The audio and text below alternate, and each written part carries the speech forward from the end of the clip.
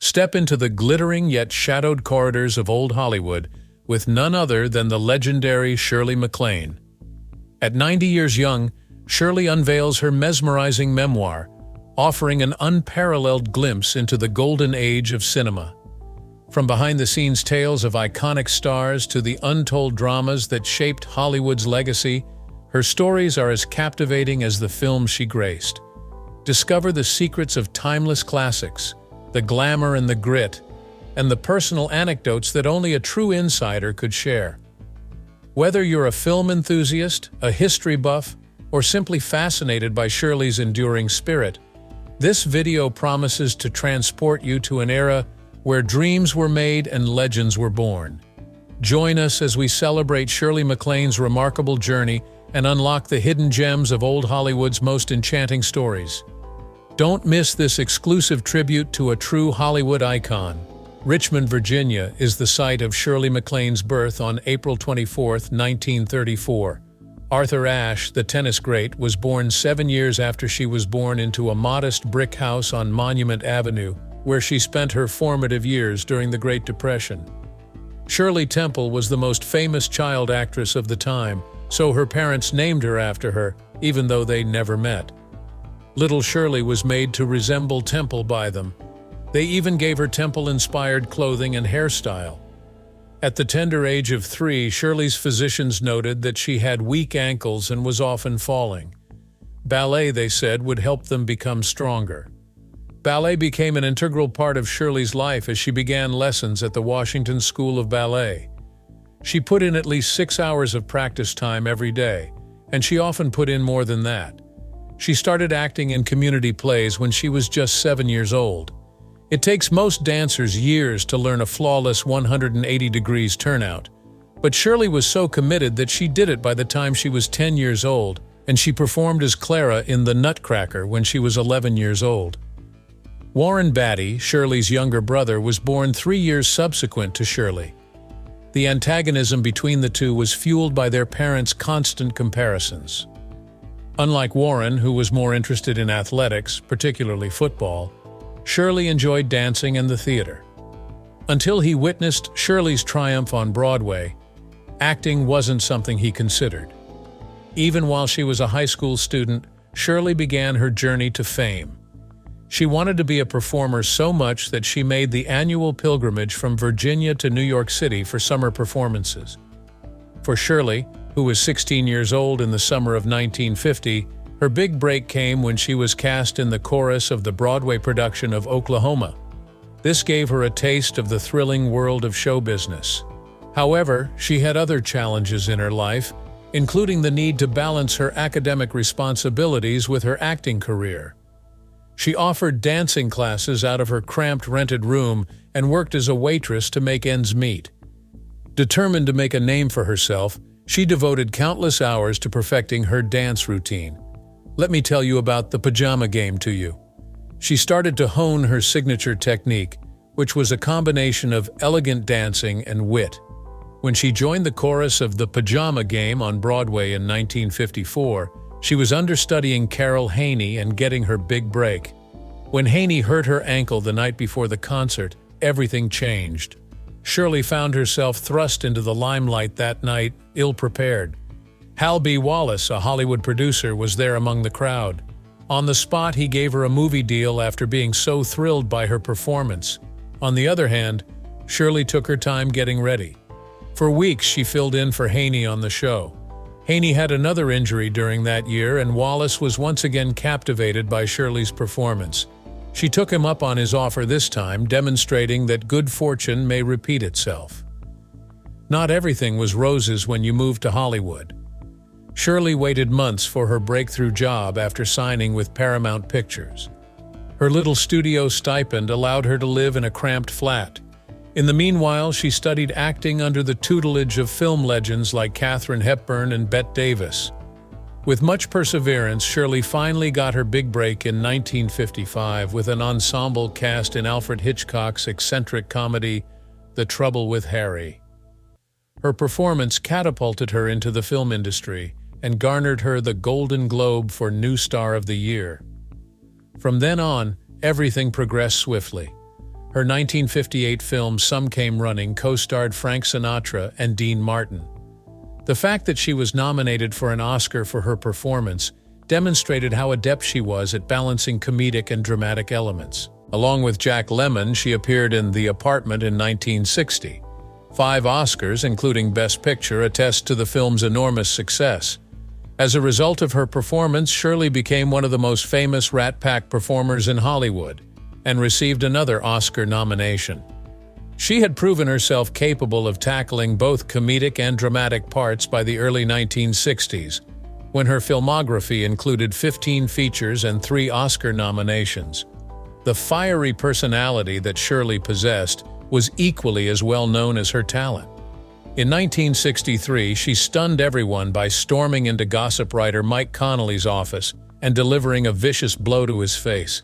She had had enough of Connolly's vicious writings about her and her altercation with producer Hal Wallace. Suddenly, she slammed him so forcefully that he stumbled and fell off his seat. "This is in response to all the falsehoods you have published about her," she allegedly stated. The story went viral, and although some were shocked by her behavior, others applauded her for challenging Hollywood's toxic culture of gossip. During the 50s and 60s, Frank Sinatra was the leader of a group of famous performers known as the Rat Pack. Their charisma, wit, and sensational stage and cinema performances made them renowned. As early as 1958, Shirley Maclaine was already working with Frank Sinatra and Dean Martin on the film Some Came Running. Her wit, friendliness, and ability to keep up with the group's craziness brought her into the group's famed circle. By 1960, she had become an integral member of the team, almost like a mascot. Shirley wasn't in a committed relationship with any of the Rat Pack, which was unusual for her. She assimilated into the guy group instead. She went to great lengths to ensure that they were prepared for work the next day and helped clean up after their crazy parties. Shirley has stated in the past that she enjoyed being regarded more like a gang member than a romantic interest, and that neither Frank nor Dean ever tried to flirt with her. Plenty of their wild actions were seen to Shirley. Sinatra once requested 300 Bloody Marys on a single party, she recalled. The gang was famous for its outrageous antics, but Shirley would often step in to keep everyone in line. They would get so caught up in their poker games that it would affect her job. Whenever Audrey Hepburn had a dramatic moment with Sinatra or Martin on set of The Children's Hour, the two would come by and hurl spitballs. As evidence that the Rat Pack were never one to shy away from leaving their imprint, one of those spitballs made it into the finished product. Among them, her audacity was striking. Her famous F*** himself comment to a deadly crime leader in front of the Rat Pack was said at one point. It had the opposite effect of generating difficulties and caused everyone to laugh out loud. Shirley also discovered that being a part of the group boosted her creativity. She was noticed by Billy Wilder, the director of The Apartment, because of her acquaintance with Jack Lemmon. Incorporating little aspects from their real-life friendship into the film, he included a sequence in which Shirley's character questions the reasons for people's tendency to fall in love with the wrong people. This genuine element elevated the film to a whole new level. Her time spent learning poker on weekends with the Rat Pack was one of the most unexpected aspects of her experience there. While shooting Some Came Running, she engaged in high-stakes games with Sinatra, Martin, and even mobsters.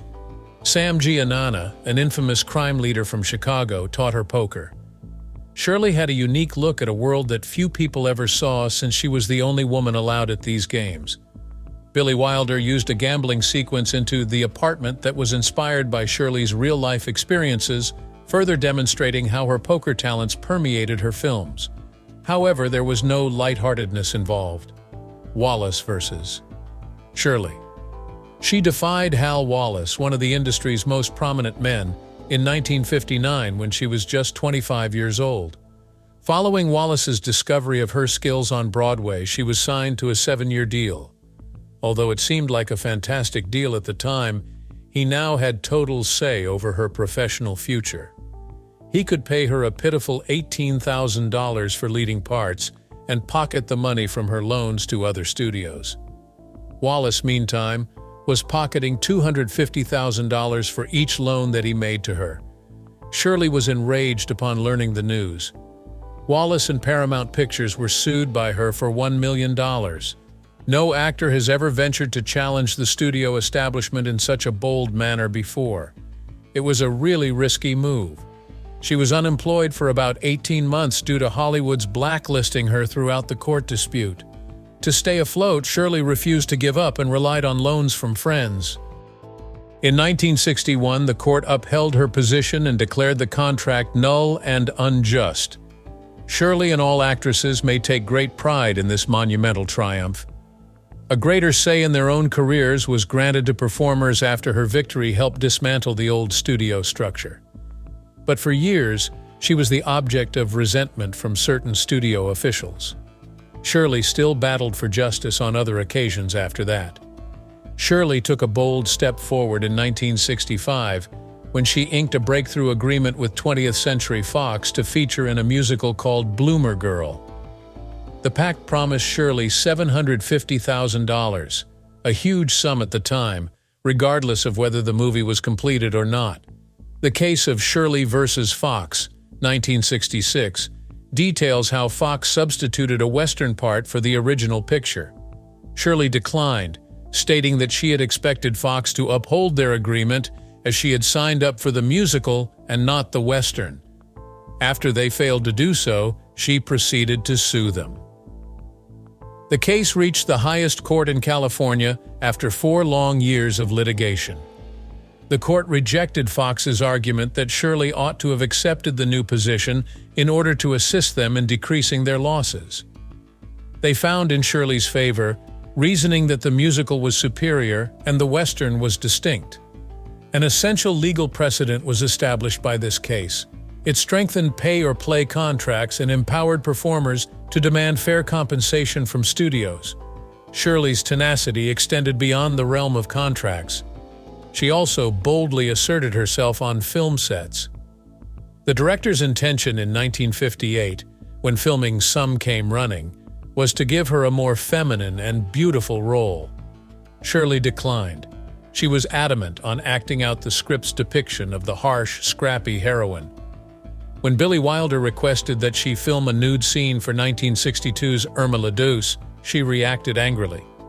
The movie ended when Shirley yelled "no" and threatened to go. Over time, Wilder retreated and discovered an other angle from which to capture the picture. Performing at the Golden Globes in 1970 was probably her most daring moment. Shirley criticized the Hollywood Foreign Press Association for their biased voting processes and lack of diversity in her acceptance speech. This happened a long time ago, before such topics were frequently discussed. The Globes didn't invite her back for a long time after her speech, since it angered many people in Hollywood. Shirley was accustomed to standing firm, so she didn't care. The marriage of Shirley Maclaine and Steve Parker was equally intriguing. While she was just beginning her career on Broadway in the 1950s, they crossed paths in New York. Performing in The Pajama Game, she was immediately captivated by Steve's cosmopolitan upbringing.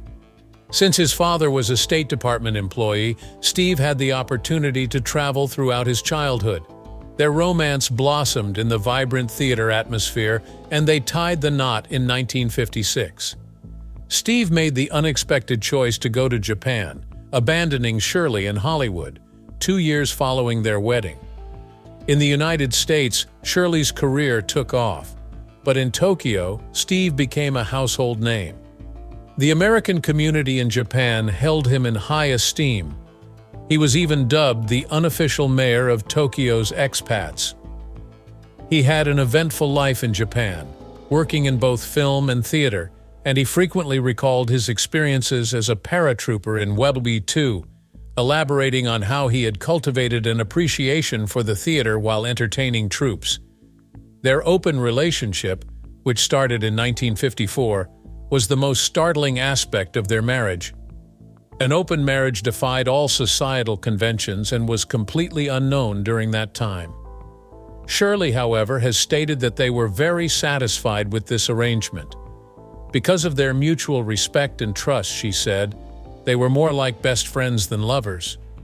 Shirley thought their open arrangement was the reason their marriage lasted so long, even though many others would have condemned their decisions. Their lifestyle choices were another peculiar aspect of their partnership. Steve remained in Japan while Shirley made her home and career in America. Their friendship remained strong despite the distance. They kept in touch, Shirley says, and got together whenever they could. They even took several trips together. Impressive considering how difficult global communication was before the advent of cell phones and the internet. Their 28-year marriage, which began in 1954 and ended in 1982, was unorthodox, yet they managed to stay together. Shirley frequently credited their mutual trust and independence as the driving forces for their success. Theirs was one of the most unusual partnerships in Hollywood. And Shirley spoke highly of Steve even after the divorce, referring to him as the love of my life. Steve died in 2001, but their tale lives on. When it comes to friendship, Shirley and Elizabeth Taylor were quite close for more than 4 decades. The fact that Elizabeth had this peculiar habit of mopping Shirley's floors was one of the most shocking aspects of it. A gorgeous Hollywood celebrity named Elizabeth enjoyed washing Shirley's floors. After Elizabeth left the Betty Ford Clinic in 1983, she began her journey away from addiction treatment. Elizabeth felt more at ease and in charge of her situation when she was assigned housekeeping tasks as part of her treatment. She continued doing it after she left since she liked it so much. Shirley recounted a humorous anecdote about Elizabeth's late-night mop and bucket arrival at her Malibu house. Elizabeth persisted, despite Shirley's attempts to stop her at 2 in the morning. She mentioned that mopping the floors helped her feel more at ease. At least 30 times during the years, Elizabeth continued her practice of washing Shirley's floors. While Elizabeth worked, they would converse about life, their problems, and their aspirations. Very memorable. Elizabeth continued to work right up until the month of her death in 2011. Their link seemed even more precious as she continued to scrub Shirley's floors. A life of perseverance, ambition, and extraordinary skill is Shirley Maclaine's story. In 1984, she won the Oscar after 4 unsuccessful nominations. In terms of endearment, she gave a sensational performance as Aurora Greenway. Even more dramatic, though, was what transpired behind the scenes. Deborah Winger and Shirley had a tense working relationship. Some even said they became physical during shooting. The movie was a smashing hit, though, since the friction between the two actresses gave depth to their mother-daughter characters. As Shirley took hold of her Oscar, she said, "I deserve this." It was her way of expressing that the wait had been worthwhile. Years of hard work had paid off with nominations for films like The Apartment and The Turning Point, but this victory was a watershed point for her career. Shirley made her Broadway debut in 1954 as a dancer, not an actress. When the lead actress in The Pajama Game wounded herself on set, Shirley stepped in to fill in for her as the chorus girl. Hal B. Wallace, a prominent Hollywood producer, saw her talent and gave her a contract because of it. As Charity Hope Valentine in Sweet Charity, her exceptional dancing abilities were a major selling point for the show. She showcased her flawless acting-dancing combo in hits like Big Spender and other popular dance routines. Shirley, though, wasn't just a musical. The BAFTA-winning performance she delivered in The Apartment was one of deep passion. Her versatility set her apart in Hollywood, as she could effortlessly pull off roles ranging from comedic to dramatic to musical. Something entirely new was attempted by Shirley in the 1970s. She took on a fresh task with her documentary, The Other Half of the Sky, a China memoir, and she succeeded. Shirley and many other American women went on an unusual 1973 trip to China, and the film tracked their journey. This was significant since China was closed off to the outside world at that era. Healthcare and education were among the many subjects discussed in the program, which provided an inside look at the lives of Chinese women. Shirley engaged with the audience by speaking with them, asking them questions, and expressing her opinions. She proved she could be successful in fields other than acting when the film was nominated for Best Documentary at the Academy Awards. Shirley had a deep affection for acting even after her meteoric rise to Hollywood stardom. Although she made her Broadway debut in 1953, her career truly took off with The Pajama Game. Subsequently, she developed one-woman shows in which she performed solo vocal and dance numbers. To demonstrate her boundless energy and ability, she once danced non-stop for 45 minutes. Shirley, who was 78 years old in 2012, took daring decisions and recounted incredible tales. After a long hiatus, she made a triumphant comeback to Broadway with Master Class, proving that her skills stood the test of time. Shirley Maclaine has an incredible life story filled with daring decisions. Her whole life was consumed by George McGovern's presidential campaign in 1972. 11 days prior to the election, she planned a massive event at Madison Square Garden entitled Star-Spangled Women for McGovern-Shriver. The event was a variety show with female performers, dancers, and famous faces. Shirley wasted no time seizing the opportunity when she learned the Republicans had canceled their booking at the venue. Despite having little over 2 weeks to organize, she managed to put it all together. Frank Sinatra, Tina's father, was a Nixon supporter, and Tina herself served as an usher. Many people enjoyed the show. Everyone in the audience thought it was fantastic, and they couldn't stop raving about it. That wasn't all Shirley did. Along with her brother Warren Beatty, she attended McGovern concerts and donated a substantial sum of her own money, more than $1 million in today's value, to the campaign. Her agency was irritated because she declined acting roles because she was too preoccupied with politics. While McGovern was losing the election that night in South Dakota, Shirley was there with him and his crew. Her heart shattered. According to her, that night was the most tragic one she had ever witnessed in American politics. Politics was just the beginning of Shirley's travels. Her property in New Mexico has hosted some extraordinary and peculiar events, satisfying her lifelong fascination with the unknown. She sought solace from the hustle and bustle of everyday life when she purchased the ranch more than 20 years ago. The landscape is breathtaking, with mountains and cliffs that even the renowned artist Georgia O'Keeffe found inspiration in. There, Shirley constructed a stone labyrinth, which she uses for contemplative walks. As a result, she is able to relax and feel more at one with nature. However, the encounters of extraterrestrial objects at her property are quite remarkable. To Shirley, it seems like aliens had visited her when she saw lights in the sky. With the playful remark that extraterrestrials may also use the internet, she went as far as creating a website to disseminate her tales. She mentioned encounters with extraterrestrial beings in her book in 1952 and discussed her ideas on extraterrestrial existence. Shirley is a believer in reincarnation as well. Among her various guises, she claims to have been an Atlantean, a one-legged pirate, and an elephant-talking Indian princess. She is unfazed when people make fun of her stories. She makes light of the situation by joking that she's glad it gives Jay Leno and others something to talk about.